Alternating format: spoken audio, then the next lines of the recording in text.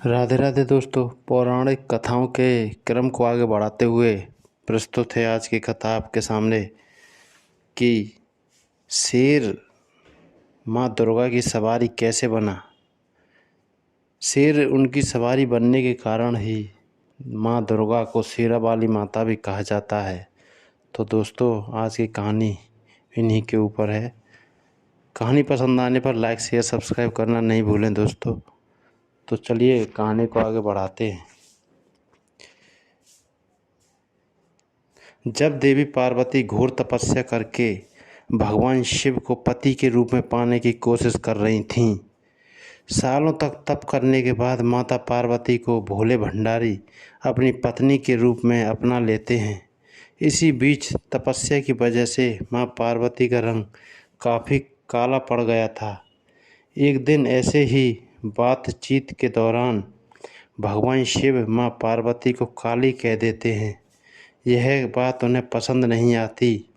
वो नाराज़ होकर दोबारा तप करने के लिए चली जाती हैं। एक दिन बाद घूमते घूमते एक शेर घोर तपस्या कर रही माँ पार्वती के पास पहुंचा। उन्हें खाने की इच्छा से वो वहां घूमता रहा। माँ को तप में लीन देखकर शेर भी वहीं इंतज़ार करता रहा। देवी का इंतज़ार करते करते सालों बीत गए। शेर माँ पार्वती के तेज की वजह से उनके पास नहीं पहुंच पाता था। कोशिश करता और असफलता हाथ लगने पर दोबारा लौटकर कोने में बैठ जाता। होते होते कई साल बीत गए। माँ के तप से खुश होकर भगवान शिव प्रकट हुए और माँ से मन चाहा वर मांगने को कहा।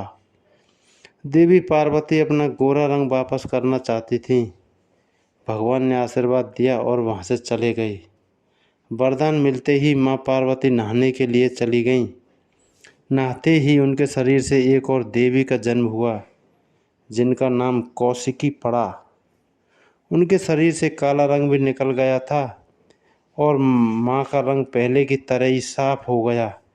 इसी वजह से माता पार्वती का नाम माँ गौरा भी पड़ा। उन्हें गौरी भी कहा जाता है। नहाने के कुछ देर बाद माँ की नज़र शेर पर पड़ी। शेर को देखते ही उन्होंने भगवान शिव को याद किया और शेर के लिए भी वरदान मांगा।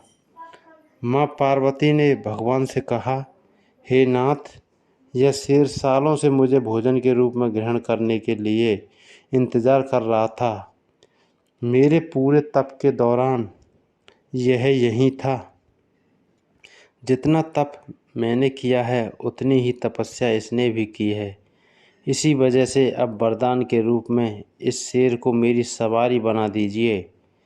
भगवान ने प्रसन्न होकर माता की बात मान ली और शेर को उनकी सवारी बना दिया। आशीर्वाद मिलने के बाद माता शेर पर सवार हो गईं और तभी से उनका नाम माँ शेरा वाली और दुर्गा पड़ गया। तो दोस्तों कहानी अगर पसंद आई हो तो लाइक शेयर सब्सक्राइब करें। जय जय श्री राम।